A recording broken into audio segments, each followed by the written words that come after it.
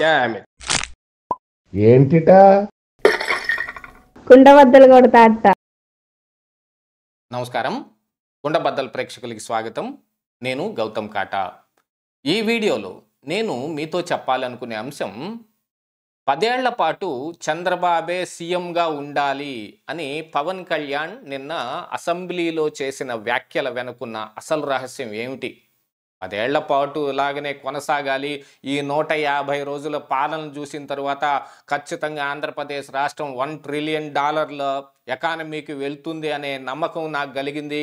కాబట్టి 10 సంవత్సరాల పాటు ఈ దార్శనికుడైన చంద్రబాబు నాయుడు గారే సీఎంగా ఉంటే గనుక రాష్ట్రం బాగా అభివృద్ధి చెందుతుంది, అందుకని ఆయనే సీఎంగా ఉండాలి అనేది ఆ పవన్ కళ్యాణ్ వ్యాఖ్యల వెనుకున్న రహస్యం. కానీ అసలైన రహస్యం ఇదేనా? నిజమైన నిజం ఇదేనా? ఎందుకంటే కూటమిలో మరొక పార్టీ కూడా ఉంది, బీజేపీ. ఆ బీజేపీ ఎమ్మెల్యే అయిన విష్ణుకుమార్ రాజు గారు ఇంకొక అడుగు ముందుకే వేశారు. చిరకాలం పాటు చంద్రబాబే సీఎంగా ఉండాలి అని ఆయన వ్యాఖ్య కూడా ఉంది. కాకపోతే ఇక్కడ బీజేపీ చేసిన ఈ వ్యాఖ్యల్ని కానీ, లేకపోతే జనసేన తరపున పవన్ కళ్యాణ్ చేసిన ఈ వ్యాఖ్యల్ని కానీ నిజం చేయటానికి వాళ్ళు ఏమాత్రం కృషి చేస్తారు? నిజంగానే చంద్రబాబు నాయుడిని సీఎంగా ఉంచటానికి వాళ్ళు ఏం పని చేస్తారు అనేది ఇక్కడ చర్చించుకోవాల్సిన అంశం. ఎందుకంటే రాష్ట్రాన్ని ఇప్పుడు ఏదో జగన్మోహన్ రెడ్డి అప్పుల పాలు చేసేసాడు, మొత్తం రాష్ట్రాన్ని అస్తవ్యస్తం చేసేసాడు. ఇప్పుడు ఈ పాలన మొత్తాన్ని గాడిలో పెట్టాలంటే, రాష్ట్రాన్ని అభివృద్ధి దిశగా నడిపించాలంటే చంద్రబాబు నాయుడే కావాలి అని వీళ్ళందరూ కూటమి కట్టి చంద్రబాబు నాయుడిని సీఎం చేస్తామని ఆ రోజున చెప్పారు. కానీ 2014 నాడు అశాస్త్రీయంగా విభజన జరిగిపోయింది, అప్పులు మిగిల్చిపోయారు, రాష్ట్రం అధపాతాళంలో ఉంది. ఇప్పుడు రాష్ట్రాన్ని గాడిలో పెట్టాలంటే చంద్రబాబు నాయుడు లాంటి దార్శనికుడు కావాలి అని ఆ రోజు ప్రజలు కూడా నమ్మి ఓటేశారు. కానీ వీళ్ళు ఆ రోజున ఆయన్ని సీఎంగా ఉండనివ్వటానికి కానీ, ఆయన పాలన అలా కొనసాగటానికి కానీ ఏమాత్రం కృషి చేయలేదు. కేవలం రాజకీయ కారణాలతోటి ఆ రోజు కూడా కూటమే ఉంది, బీజేపీ, జనసేన, టీడీపీ కూటమే అధికారంలోకి వచ్చింది. కానీ బీజేపీ ఎలాంటి విధానాలు తీసుకుని పొమ్మనకుండా పొగబెట్టేసి చంద్రబాబు నాయుడు అంతటి చంద్రబాబు నాయుడే బయటకు వచ్చే విధం లాంటి ప్రక్రియ అంతా చేపట్టి కేంద్రంలో ఉన్న వాళ్ళు ఏమేం చేశారో అందరికీ తెలుసు. దానికి వత్తాసు వంతా పలికిన జనసేన పార్టీ పవన్ కళ్యాణ్ కూడా ఆయనకు వేరే కారణాలు కొన్ని ఉంటాయి. 2019లో తాను సొంతంగా పోటీ చేసేసి సీఎం అవ్వాలి అనేది ఆయనకున్న ఆ రోజు లక్ష్యం. కాకపోతే అవతాను అనే నమ్మకం లేకపోయినా ఆయన ఒక మాట చెప్పాడు ఆ రోజున. ఆ మాటను మళ్ళీ ఒకసారి గుర్తు చేసుకోవాలి ఇక్కడ. నేను నా స్వంతగా సీఎం అయ్యే నా సత్తా నాకు లేకపోయినప్పటికీ మరొకళ్ళు సీఎం కాకుండా ఆపగలను, ఆ సత్తా నా దగ్గర ఉంది అని ఆ రోజున ఆయన చెప్పాడు. అంటే చంద్రబాబు నాయుడిని సీఎంగా ఉండనివ్వను అనేది ఆ వ్యాఖ్య వెనుకున్న అసలు రహస్యం. ఆ రోజు అదే జరిగింది. ఎవరికి వాళ్ళుగా పోటీ చేసుకున్నారు. బీజేపీ పార్టీ తోటి కూడా జనసేన పార్టీ విభేదించి బయటకు వచ్చేసి వాళ్ళు బీఎస్పీ లాంటి వాళ్ళందరినీ కూడగట్టుకుని ఆయన 2019లో ఎన్నికలకు వెళ్ళాడు. ఆ రోజున్న రాష్ట్ర పరిస్థితులకి ఈ రోజున్న పరిస్థితులకి పెద్ద తేడా ఏమి లేకపోయినా నాయకుల్లో కొద్దిగా తేడా వచ్చినట్టు కనిపిస్తుంది. జనసేన పార్టీ కానీ బీజేపీ కానీ చంద్రబాబు నాయుడికి పూర్తి మద్దతు ఇవ్వటానికి వాళ్ళు సంసిద్ధంగా ఉన్నట్టుగానే కనిపిస్తున్నారు. అంటే 10 ఏళ్ల పాటు చంద్రబాబు నాయుడు సీఎంగా ఉండే అవకాశం ఉంది. యాక్చువల్గా ఇక్కడ ఆంధ్రప్రదేశ్ రాష్ట్రంలో ఖచ్చితంగా 2 స్టేక్ పార్టీలు కనపడతా ఉన్నాయి. సీఎం స్థానాన్ని గట్టిగా ఆశించగలగటం కానీ కొట్టడం కానీ.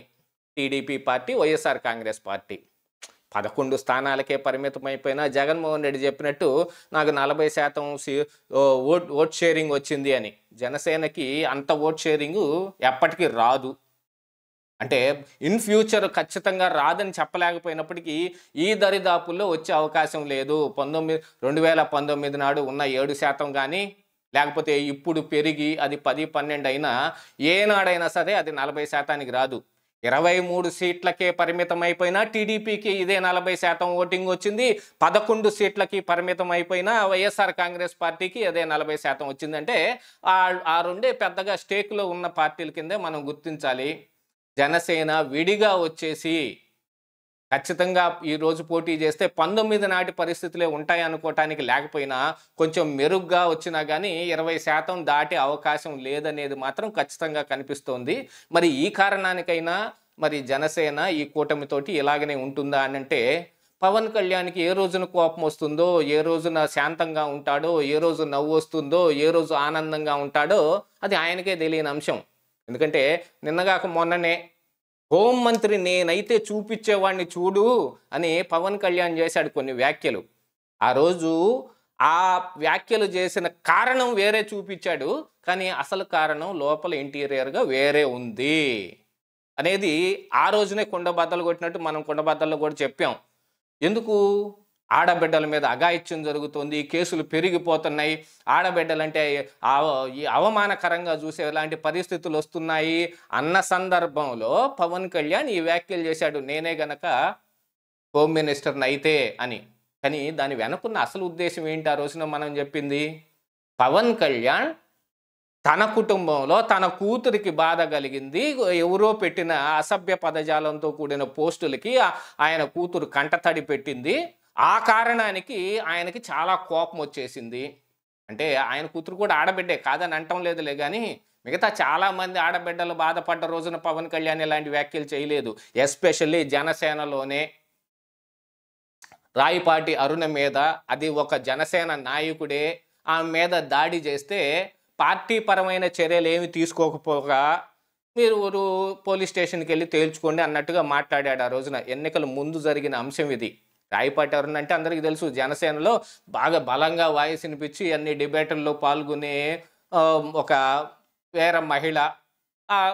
ఆవిడకి జరిగిన అన్యాయం మీదనే పవన్ కళ్యాణ్ ఏ రోజున మాట్లాడలేదు. సరే, ఇక అది వాళ్ళ పార్టీ ఇంటర్నల్, మేము చూసుకుంటామని ఏమైనా చెప్పొచ్చేమో, కానీ ఆవిడ కూడా ఆడబిడ్డేగా. కూతురు ఆడబిడ్డ అయినా తన కూతురు బాధపడిన దానికి సోషల్ మీడియాలో ఇప్పుడు చూడండి విస్తృతంగా ఎన్ని అరెస్టులు జరుగుతూ ఉన్నాయి, అసభ్య పదజాలాన్ని వాడే వాళ్ళందరి మీద ఎలా వేటు పడుతోంది, ఇదంతా చూసాం. దీనికి కారణం ఏంటి? ఖచ్చితంగా ఆయన కూతురు ఏడవకపోయి ఉంటే, ఆయన కూతురు ఆ పోస్ట్ చూడకపోయి ఉంటే పవన్ కళ్యాణ్ ఎంత సీరియస్గా రియాక్ట్ అయ్యి ఉండేవాడా? అది యాక్చువల్గా అర్థం చేసుకోవాల్సింది. పవన్ కళ్యాణ్ ఏ రోజుకు ఆ రోజు, ఏ నిమిషానికి ఆ నిమిషం, ఏ క్షణానికి ఆ క్షణం మారిపోతాడు.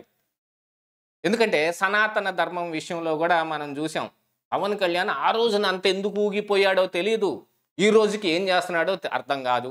సనాతన ధర్మం గురించి ఆయన ఒక వారాహి డిక్లరేషన్ అని ఒక తెలుగు ఒక ఇంగ్లీష్ పుస్తకం పట్టుకొని ఊగిపోయిన తర్వాత మళ్ళీ ఇప్పుడు సనాతన ధర్మం గురించి ఏం మాట్లాడటం లేదు, దాని గురించిన చర్యలు ఏమి లేవు.